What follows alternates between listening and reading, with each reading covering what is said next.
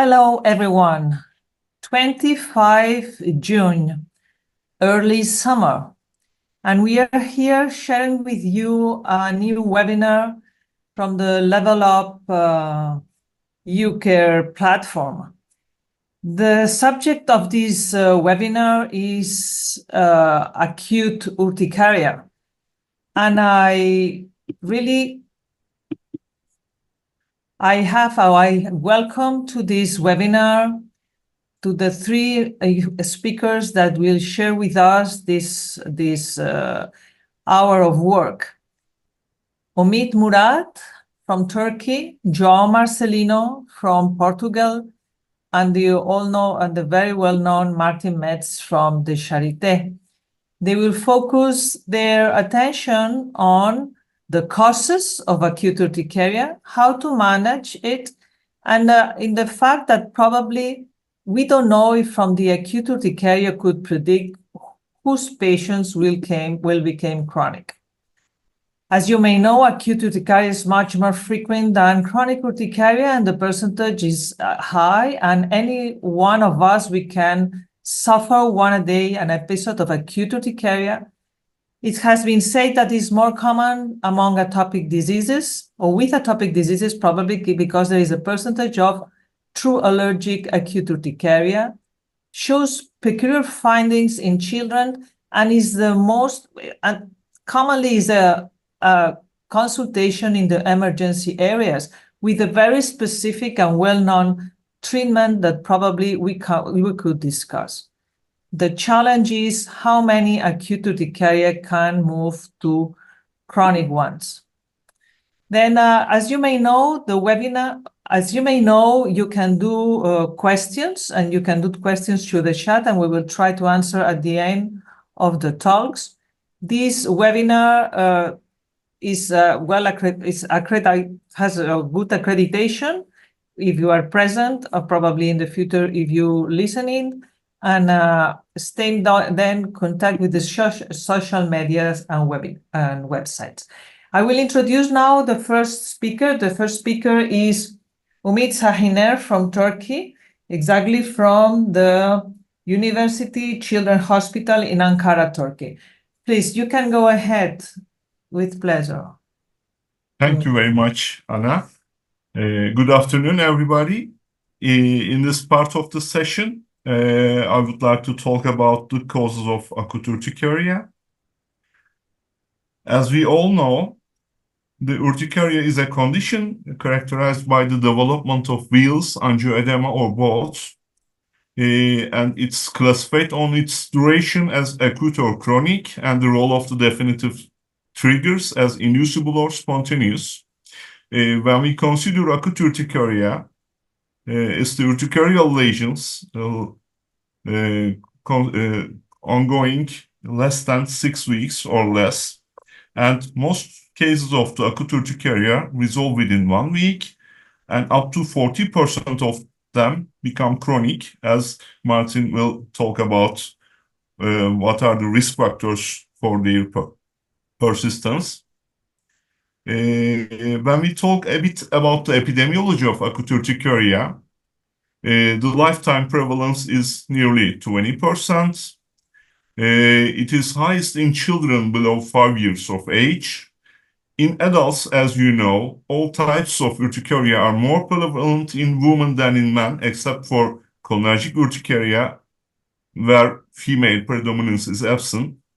The same is true in younger children. The female predominance is less prominent in acute urticaria in younger children, and also in chronic spontaneous urticaria. All ethnicities are affected in acute urticaria. However, the prevalence of acute and chronic urticaria was higher in non-white patients in some studies, but not all. There are some epidemiological risk factors for acute urticaria. One of them is high population density, I mean the city life. Besides the crowd of people, there may be some stress factors which may be triggering acute urticaria cases. Additionally, atopic background is another important point of acute urticaria, and personal history of allergic diseases as well as the parental history of allergic diseases are important for the development of acute urticaria. Additionally, poverty and lower socioeconomic status may be mentioned as a risk factor for acute urticaria. Here you see some cases of acute urticaria. It may be limited in a certain part of body, or it may spread full body and may be a part of a systemic reaction, especially the anaphylaxis, and we should be aware of anaphylaxis and whether the acute urticaria is a part of it or it's a unique feature. We should differentiate it, I think. Acute urticaria, because it's self-limiting, usually does not require a diagnostic workup apart from anamnesis for some possible triggering factors. There are two important exceptions for this. One of them is the suspicion of acute urticaria due to a type 1 food allergy in sensitized patients. The second one is the drug hypersensitivity, especially in children for antibiotics and in adolescents and adults for non-steroidal anti-inflammatory drugs. Acute urticaria should be differentiated from anaphylaxis, which has similar triggers, including food, medication, and insect stings. And if acute urticaria is a part of anaphylaxis, it's a real emergency, and applying some antihistamines, some steroids will not be enough, and you should consider as soon as possible applying intramuscular adrenaline in this case. There is a very nice paper a couple of years ago, Pavel Kolher and Marcus published in Nature group journals, and they overviewed a 40-year long papers about the acute urticaria. They looked for the causes of acute urticaria for many papers. As you see from this table, among the causes of acute urticaria, first and most common one seems to be the infections. Then idiopathic or spontaneous acute urticaria comes into the second place, followed by drugs, foods, and insect bites. Let's go into the detail to these factors one by one. As we said before, acute urticaria has many causes.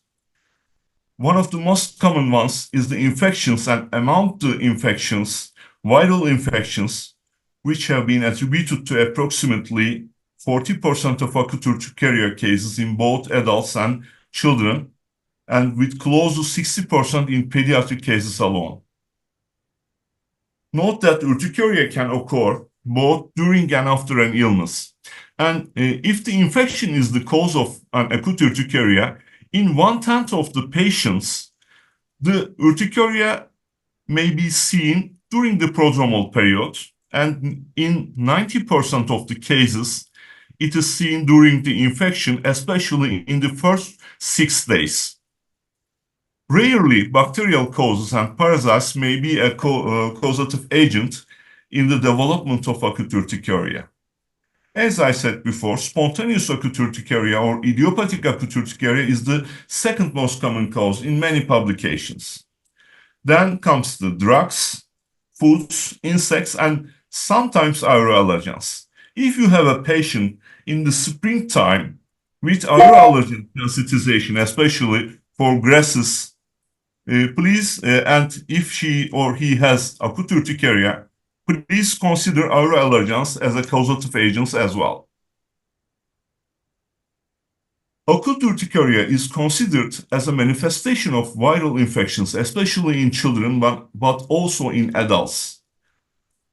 Among the viral infections, upper respiratory and gastrointestinal infections were reported as the most frequent causes of acute urticaria in nearly 40% of adults and 2/3 of children.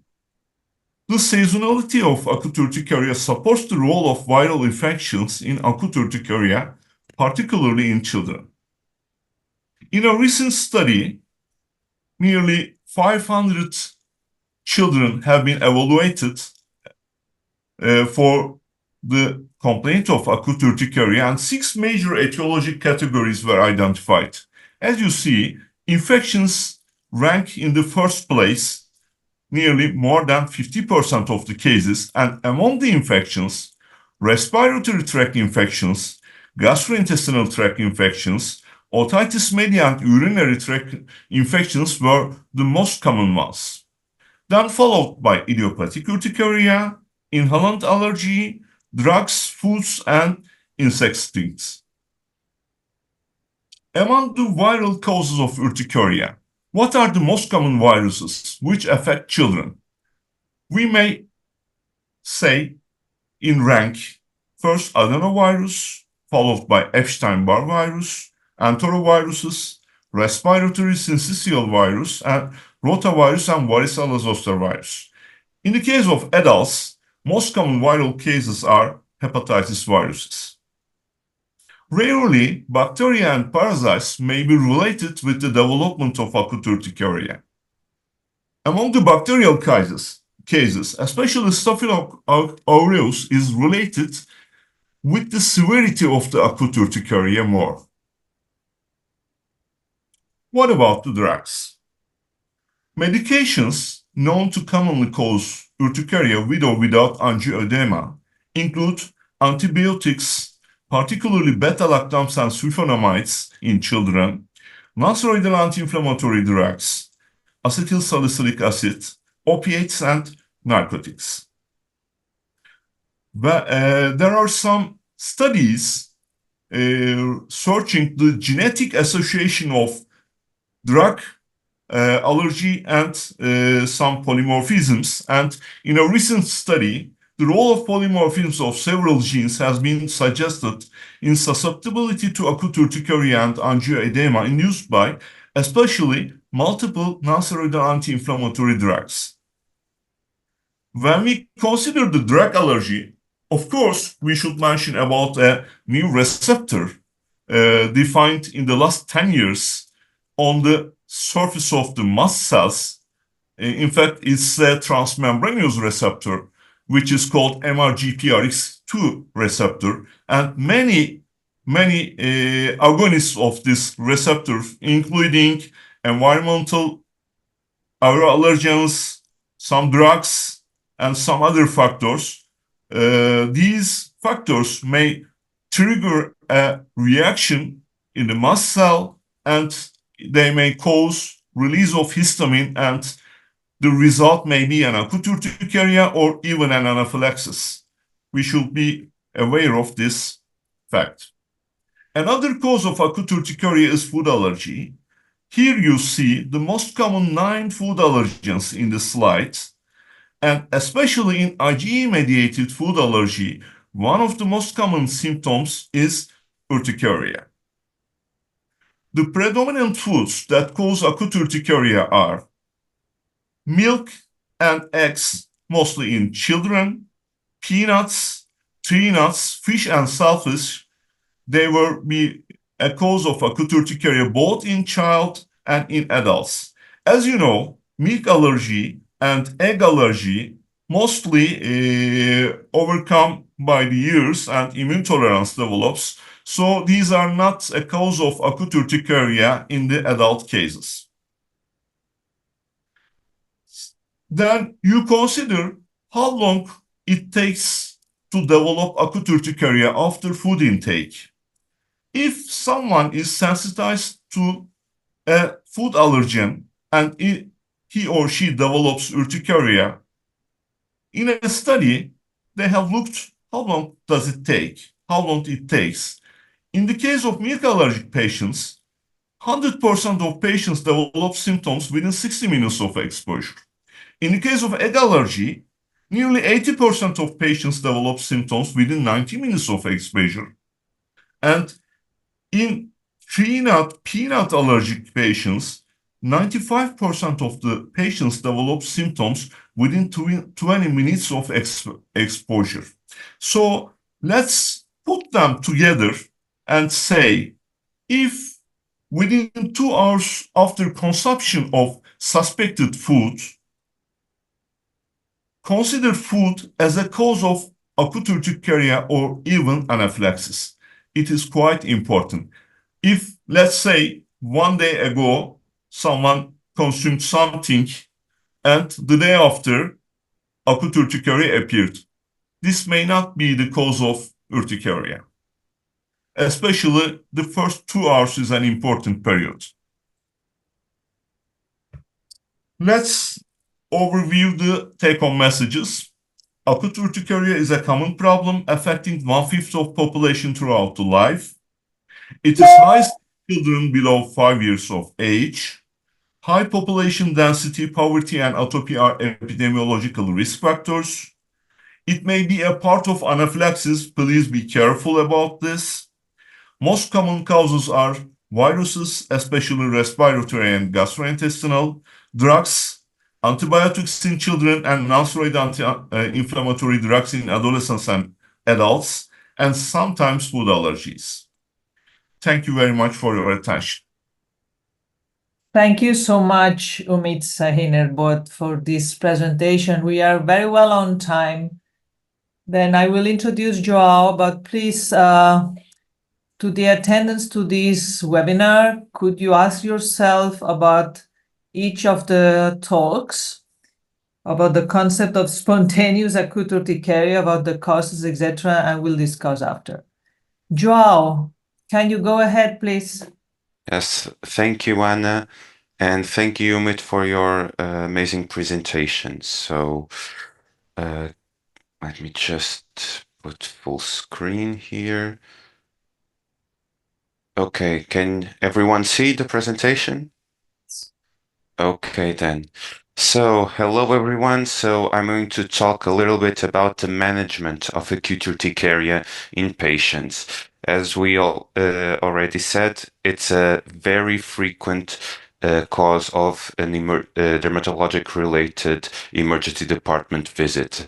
There are several different studies, some that go as low as 6.5, some can go as high as 12.4% of all dermatologic-related cases. However, international consensus guidelines regarding the approach of acute urticaria in emergency department don't really exist. There are many recommendations that come from small groups, some review articles, but the truth is there's not many consensus guidelines about this. However, what exists mainly agree on a couple of things. So let me just, on a couple of things. So blocking H1 receptors remain the first step. However, as we know, in emergency departments, IV H1 antihistamines tend to be first generation antihistamines who have a lot of side effects. But they are still used because they have a very rapid onset of action. They are very effective. They are readily available.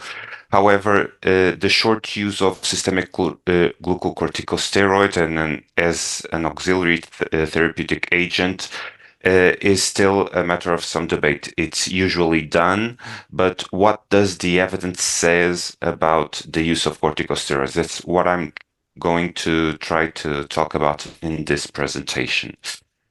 In terms of articles to suggest, I think these two meta-analysis and systematic reviews are the best and can basically give you a very good idea of what exists in terms of randomized controlled trials in acute urticaria.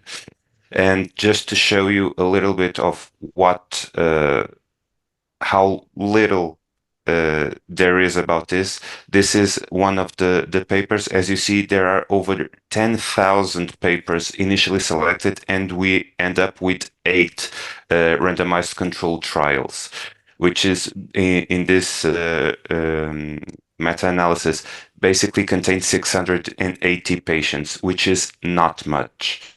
And in terms of treatments, we're going to talk about this in a bit. And the other one is very similar. From several thousands, end up with 10 papers. So In terms of what exists in terms of evidence, we need to compare several different types of drugs when we treat acute urticaria. One is the use of first-generation antihistamines, H1 and H2 antihistamines. An initial trial which was done comparing difenhydramine and cimetidine, and another one with famotidine. Both of them together basically studied about 118 patients, and the results favored the use of H1 antihistamines in terms of pruritus reduction measured at 30 minutes. However, the studies showed an unfavorable profile in terms of side effects, because H1 antihistamines, especially this antihistamine, which is a first-generation antihistamine, was associated with significant sleepiness and drowsiness. So even though it's a lot more effective controlling the urticaria, we do have to consider the side effects. Another study which compared difenhydramine, which was administered 50 milligrams for 5 days, and famotidine and sodium cromolyn, basically only studied 20 patients, which is a very, very small sample. But in terms of treatment, it favors first-generation antihistamines over the other two. In terms of symptom reliefs at 12 hours, but not 3 days. So we see here a tendency that first-generation antihistamines, H1 antihistamines, are very effective in giving a quick control of the symptoms, but as time goes on, this difference kind of fizzles out. In terms of side effects, they did not find any difference in terms of side effect profile, except with sodium cromolyn. A different study, again with difenhydramine, cimetidine, and a combination of both, studied 39 patients, and they suggested that the association of H1 and H2 were more effective in controlling the urticaria at 30 minutes and 24 hours. And when compared as monotherapy, H1 antihistamines were better at controlling the urticaria than H2 antihistamines. So we see here that H1 tend to be better at controlling the urticaria than H2, but maybe the combination can have a beneficial effect. Another study, again, difenhydramine and association of H1 and H2. This one studied 48 patients, and again, it favored the association in terms of urticaria resolution at 2 hours. Now we talked about the H2 antihistamines, we need to talk about the corticosteroids we talked about earlier. And it's important to differentiate the use of corticosteroids first in terms of use in emergency department and use in non-emergency department, as the studies do specifically compare these two different settings. So in the emergency department, this first study compared levocetirizine for 5 days with levocetirizine associated with prednisone, 40 milligrams for 4 days. They studied about 100 patients, and in terms of treatment, there were no statistical differences at 1 hour, 2 days, 5 days, 15 days, or 21 days in terms of differences in pruritus or the rash itself of urticaria. And in terms of side effects, the addition of corticosteroids was not associated with any significant difference in terms of side effect profile. A different study, this one, all patients in all 3 groups were medicated with chlorpheniramine IV, single dose, and then one had dexamethasone and was medicated with cetirizine afterwards. One had dexamethasone and continued with prednisone for 5 days and cetirizine, and another third group with only cetirizine. 75 patients overall were studied, and they found, like the previous study, no benefit at 60 minutes in pruritus nor after 7 or 30 days. So, and in terms of side effects, again, the addition of corticosteroids did not yield any difference in side effect profile. Now, if we talked about the use of corticosteroids in emergency department, there are some studies who specifically talk about the use of corticosteroids in non-emergency department, because we know that sometimes these patients do come to our consults. So these two studies compared the use of levocetirizine for 5 days and levocetirizine associated with prednisone, 0.3 milligrams per kilogram for 5 days. They studied 49 patients, and in terms of treatment efficacy, it slightly favored the use of corticosteroids in terms of urticaria resolution at 2 and 5 days. And again, the use of corticosteroids was not associated with any difference in terms of side effects. And the second study evaluated hydroxyzine, which we all know as a very significant side effect profile for every 4 to 8 hours during 4 days, and the association of hydroxyzine and prednisone. Again, about 40 patients were studied. The efficacy favored the use of corticosteroids at 2 and 5 days in reducing pruritus, but no significant difference in the resolution of the rash. And again, the addition of the corticosteroid was not associated with a different side effect profile. A final study with the use of corticosteroids in non-emergency department. And one very important thing, this is the first study that actually included children. All the other studies are basically in the adult population.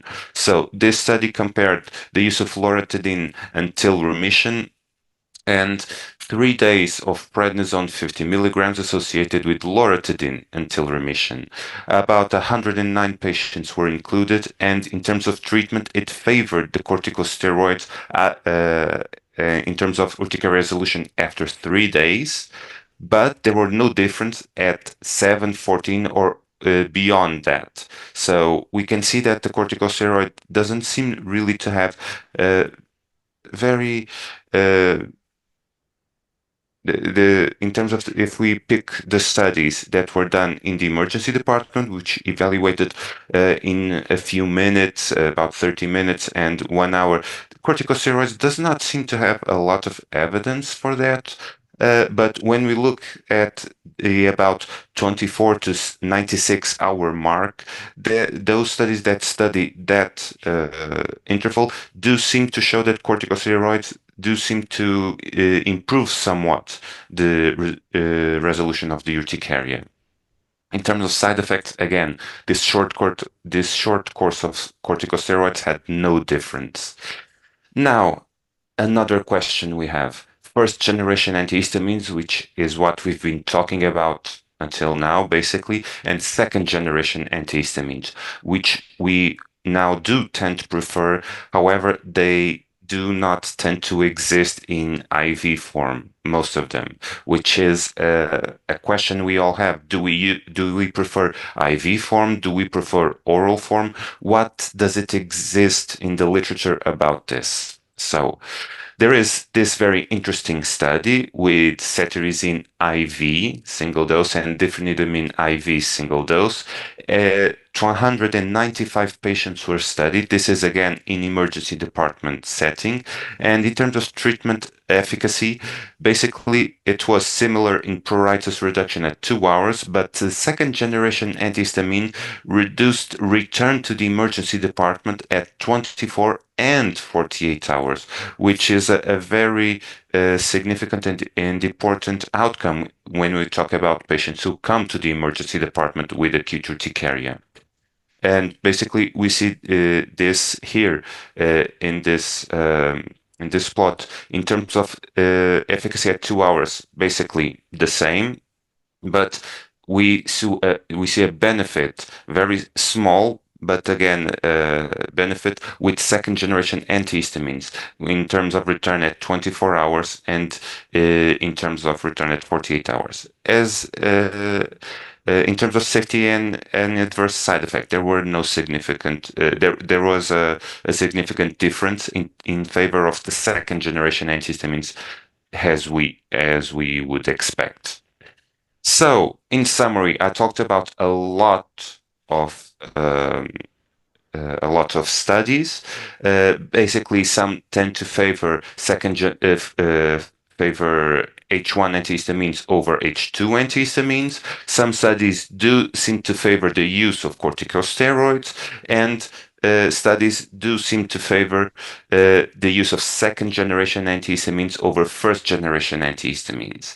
But there's an additional thing we need to look at when we look at these studies, the risk of bias. And this is something that those meta-analyses are really interesting and show us another part of the evaluation of these studies. And not all of these studies are in terms of risk of bias with the best profile that we would like, but still the data we find from them is fairly consistent throughout all these studies. So after reviewing the data, we find that there are many problems with the current evidence. There are different measures and outcome studies. There's a wide variability of treatments. There are different populations which are associated with statistical and clinical heterogeneity, which does not facilitate conclusions taken from these studies. Most of them have small sample sizes, and again, if you look at the studies individually, some of them are very poor at reporting the safety profiles of the drugs, and there are important problems in terms of the risk of bias. But despite the limitations and somewhat conflicting evidence, namely in terms of corticosteroids, what we can draw from all these studies is that H1 antihistamines are the cornerstone of urticaria treatment, are efficacious, and they are efficacious in treating acute urticaria. Second generation antihistamines are not inferior to first generation antihistamines and are preferable, showing a reduced side effect profile. H1 monotherapy appears to be more efficacious than H2 monotherapy, and there seems to be a value in combining the two of them, even though further studies are needed to determine exactly how great this value may be. And there's some evidence, conflicting evidence regarding the association of corticosteroids, but what exists does seem to favor the association, in particular in non-emergency department setting. And I would like to invite all of you who are watching to take this into consideration and maybe start yourselves a trial on this, especially because we do need data about newer antihistamines, the comparison of oral and IV antihistamines, which none of the studies so far have done, especially comparing oral second generation antihistamines and IV first generation antihistamines, which are the most widely available in emergency departments, and also the risk of evolving into chronic spontaneous urticarias, if corticosteroids could have a protective effect on that or not. This in addition to the fact that corticosteroids may help treat acute urticaria. And this is all for me. Thank you everyone for watching. Brilliant, brilliant, Joao. Let's continue with Martin after. Everyone can ask ourselves about the questions. We have one. Martin, please go ahead with your Yes, thank you very much, Anna. I hope you can see my screen all right. Yes. So I got this interesting topic. When does acute urticaria evolve into chronic urticaria? So I think I can, keep it short, tell you after 6 weeks, and then we're done. But I'm afraid that you want to hear a little bit more. So I try to, find a little bit that I can talk about here. But first, what Umit already said in the beginning, there is actually quite some information out there on the percentage of patients who become chronic. And there are various publications. There's a nice overview that Umit showed in the Nature Disease Primer publication. I just picked one that Michael Macris recently reported at the EAACI last year, where they showed in their population that it was about 7% that became chronic. And I think most of the published data says something around 10%. But interestingly enough, we still do not really know that. So what's acute and what's chronic spontaneous urticaria? So let's look at our patients. Well, which of them are acute? Which of them are chronic? I think we can all agree that we cannot tell. We just do not know. We can't just look at our patients and say, okay, this is an acute urticaria patient. This is a chronic urticaria patient. So we're coming back to the definition of the guideline, and that is we can only differentiate on the duration of the disease. But let's see, maybe there are a few differences. So in the end, maybe there is some difference in the clinical presentation, which is just not that obvious. So one question is, could it be the presence of angioedema? And I think most of you can already answer that, because we see angioedema in acute urticaria patients when they come in the emergency room or in the derm offices. We see them usually with wheals, but we also see them with angioedema. And this is data from our center, and we have about 40% with angioedema. The Assure says over time we get patients with 60 up to 70% of angioedema. So apparently all get their angioedema. I would say there's really no difference here. So what about the underlying cause, potential underlying cause? And here I'm coming back to the presentation that Michael Macris did last year in Hamburg, which I found really interesting. And this is one of his slides where they showed that for those patients that get to be a chronic spontaneous urticaria patient, they never had an infection that was associated with the acute urticaria. And I find that very interesting. We do know that infection also in chronic urticaria patients triggers the disease, but apparently if a patient comes in with an acute urticaria and has concomitant infection, then there seems to be a very, very high likelihood that this is really the one cause for the acute urticaria, and that this patient will very likely not be a chronic spontaneous urticaria patient. Numbers are too low, but at least we can say that infection during or at the start of the urticaria seems to be associated with acute urticaria, so urticaria that stays acute, and not with those that then go on to be chronic CSU patients. What about other differences? You can look at blood parameters, look at comorbidities, and there have been a few publications looking at this.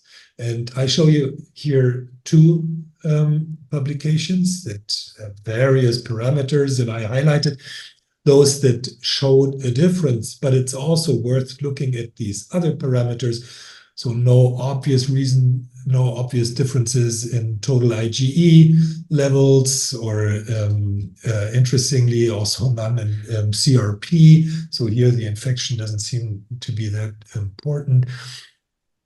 But the differences that we see is in the one study in the ASST, so we have much higher rate of ASST positive, autologous serum skin test positive patients among the CSU patients, less so in acute. And in both studies, it was clear that thyroid parameters, including autoantibodies, are much more prevalent in the CSU patients as compared to the acute urticaria patients. And here you see this again, abnormal thyroid tests summarized for all different ones.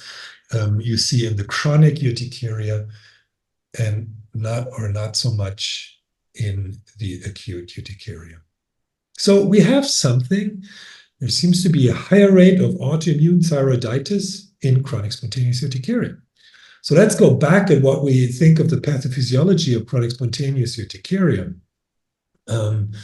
And here, I mean, we are quite experienced now in talking about type 2B and type 1 autoimmunity. And this is, of course, we think this is true for chronic spontaneous and not for chronic spontaneous and not for acute spontaneous urticaria. So we have the autoantibodies, IgG, or we have the auto-IgE antibodies. For the type 1 autoimmunity, we have body of evidence that this is happening. The problem is that we don't have tools to look at this routinely. So we can't just check this in our acute urticaria patients, whether these autoantibodies are present or not. For the type 2B, we also have various parameters. And here we are better at defining these patients. We know that we can have a very, very strict setting where we want to see a positive ASST, a positive basophil activation test, and detection of IgG, so auto-IgG. So this is really the bona fide type 2B autoimmune patients. And when we look at those, well, here we go again. We see the thyroid coming up. So positivity for IgG anti-TPO as maybe the best marker for that. So taking this together, we can speculate, or I would speculate, that we have different factors that are involved in acute and chronic spontaneous urticaria. So in chronic spontaneous urticaria, we're really mainly talking about presence of autoimmunity, IgG antibodies. This is something that has been shown. For auto-IgE, we do not know yet. We know that there are factors in chronic spontaneous urticaria that modulate the activation of the mast cells. But maybe in acute urticaria, this autoimmune part is just not relevant or not existing. And we're talking about really all of the above here. And Umit mentioned already the very interesting mast-related G protein coupled receptor X2 that might be critically involved here. Possibly, there's no evidence for that. I'm just speculating here, and that this may be more important in the acute urticaria, and that for the chronic spontaneous urticaria, we need the autoimmunity. So let me address again the title of this talk here. When does acute urticaria evolve into chronic urticaria? I would still keep it with this answer: when the occurrence of signs and symptoms persist over more than 6 weeks. So I think the better question is, does acute urticaria evolve into chronic urticaria? Or are we, in the end, talking about two different diseases? So maybe we have to really see them as separate diseases, and acute urticaria really being associated mainly with Well, basically everything that Umit mentioned in the beginning, so infections, but also drugs, and in some cases even anaphylaxis, and that this then resolves. And that we have, on the other hand, the chronic spontaneous urticaria, where we have autoimmunity. And of course, if this is the case, then we would have autoimmunity already at the start. We just have to look for it. So the big question is, how can we distinguish the acute urticaria patients that stay acute from those that evolve into CSU? So that would be nice to know that the day they come in with their first symptoms, to be able to tell, okay, you're an acute urticaria patient, you will stay acute, but you're going to be a chronic CSU patient, and we can start treating you efficiently right away. And here we, of course, have the need for biomarkers. And auto-IG would be nice also. We don't have the possibility at the moment. Auto-IgG, at least we have IgG anti-TPO to look at. Maybe in the future we can also look at these many X2 agonists that could possibly play a role, including bacterial antimicrobial peptides, substance P, other neuropeptides, and so on. But maybe there are also other factors that we just do not know yet. And to address this, well, we have to look into our patients. This is a tremendous effort, because we have to look at acute urticaria patients, take the blood of these patients, follow them up, and we need to do this on a large scale. And therefore, many of us are involved in starting a UCARE project. So this is just at the start. So we have a steering committee put together. We have interest from more than 90 UCARE centers. So thank you very much to all of you out there who want to participate in this. And I see that this is something that most of you also think is interesting and to look at. And we hope to be rolling out this study, the Chapeau study, pretty soon to answer all of these questions. Thank you very much. Thank you, Martin. Thank you so much. We can open our discussion between us, and also we can answer the questions that were addressed to the web. I will address a few questions, but feel free to answer everyone if you have something to say. The question is, for example, I like very much this concept of spontaneous acute urticaria, which will be probably at the end the chronic one. But when you pulled, Umit, such number of bacterial and viral causes for acute urticaria, Yeah. you're mentioning which will be the main differential diagnosis with the viral rashes or simple maculopapular rashes that are also induced by bacteria and virus. Point the differential diagnosis, because we are talking about acute urticaria, but you know that many infections induce many urticarial rashes, Yeah. which are... I mean, in the case of viral rashes, they mainly start from the head region and goes towards the downwards in the viruses. There is also, in many viral rashes, there is a prodromal period for differentiation. If you have a chance to make a complete blood count, lymphomonocytosis is the predominant finding, will be in the peripheral blood. And each will help you? The no presence of each for these rashes? Yeah, in the pure viral rashes, you don't see so much itching. In fact, maybe at the end of some viral infections, there may be some itching, but not in the beginning. Yeah. And you mentioned also the drugs, and you mentioned the non-steroidal anti-inflammatory drugs. Yeah. But also you pointed to the mass-relating G protein X2 as a potential receptor activated by drugs. But do you think that probably the different drugs could act to different receptors? I mean, in the case of drug allergy, there are many different pathways related with hypersensitivity reactions. In the MRGPRX2 receptors, especially the neuromuscular blocking agents, quinolones, vancomycin, drugs like that are mostly related with the MRGPRX2 receptors, not the non-steroidal anti-inflammatory drugs. But I just want to stress on a new receptor on the mast cells, which may be related with the mast cell activation and histamine release, and maybe in the near future we will have some other new receptors which may be defined in the mast cells, since in the case of urticaria, mast cell is one of the main targets. Yes or not? We should address patients with acute urticaria to an allergologist when and for how?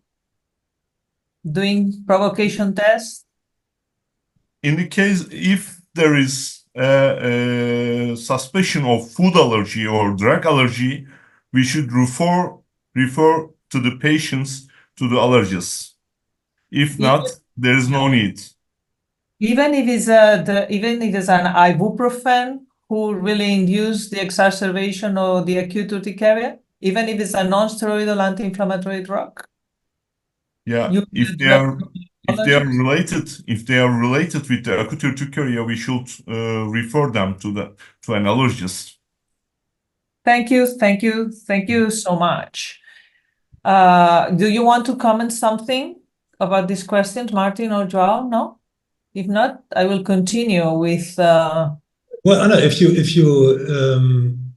might allow me, there is a very interesting question from Sonia, and since I will go to that. Since I think it is important, because I didn't mention this in the presentation, I would love to. So the question was, does the initial cause of acute urticaria necessarily determine the cause of CSU?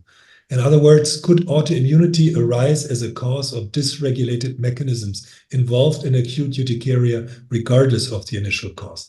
And this is very, very nicely put. And I totally admit that this is a possibility. So it can be that factors, immunological mechanisms that occur during this period determine whether you get to be a chronic spontaneous urticaria patient. So I absolutely think that this is a possibility, but maybe it's not. Maybe it's predefined. Maybe it is the cause at the beginning. But the other possibility is exactly what Sonia explained here. So this is something that hopefully we will be able to address with the Chapeau project as well. The question is that you probably believe that the autoimmune phenomenon is already present. Well, this. Pressed. Yeah, this is the one possibility. But you know that mast cells, for example, have lots of IL-4 that they can release. So potentially, there's an additional kick to T cells, B cells to go into Th2 and make maybe plasma cells become autoreactive IgG producers. Who knows? It could be a possibility as well. But probably in some predisposed patients to have this type of cluster diseases, because you've mentioned very well that probably in the work, the infection, when the trigger is an infection, probably chronic spontaneous will be shorter. And my question will be, which is your experience about this chronic spontaneous urticaria that started after COVID infection or after COVID vaccination?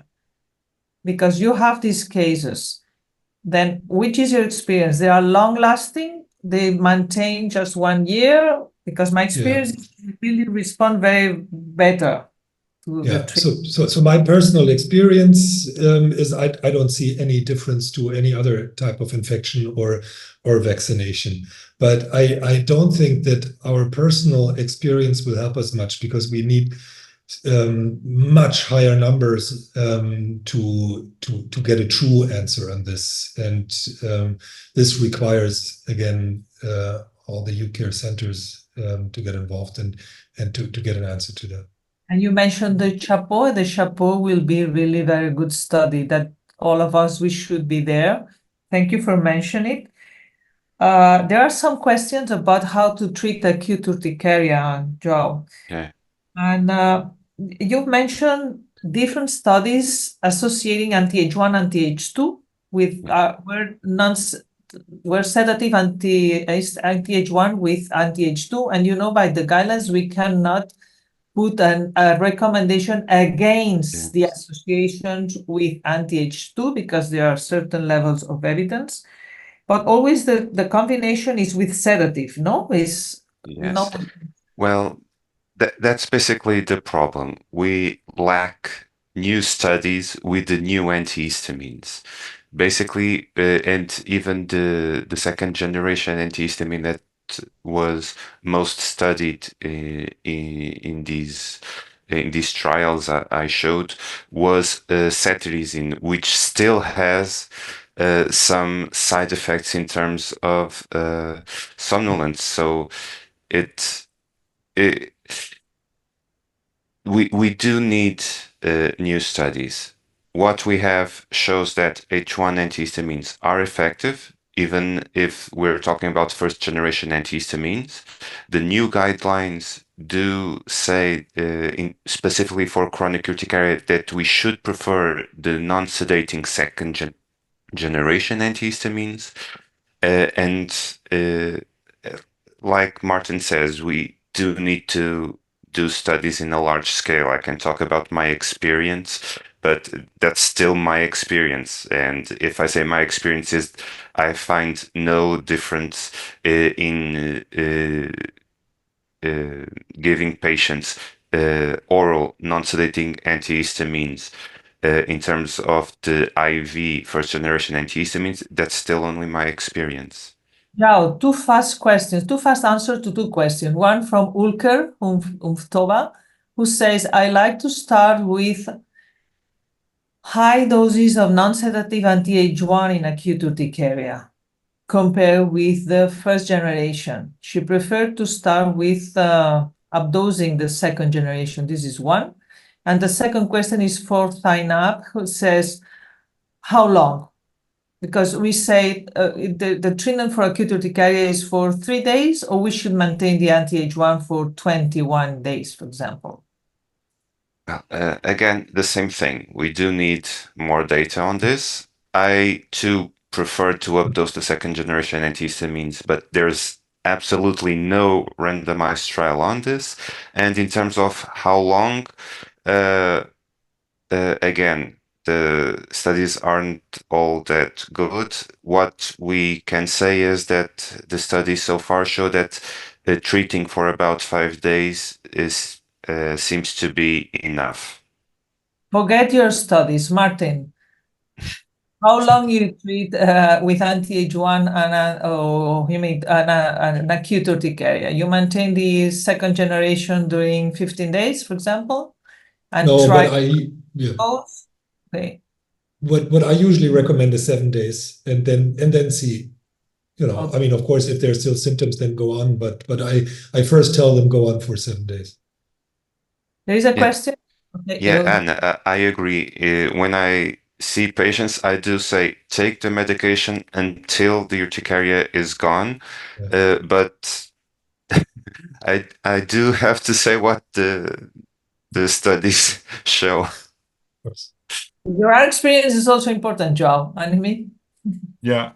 In fact, in some studies, if it is related with the infections, it takes nearly 5 to 6 days to resolve the acute urticaria. But if it is acute spontaneous urticaria, it may last longer, up to 8 to 10 days.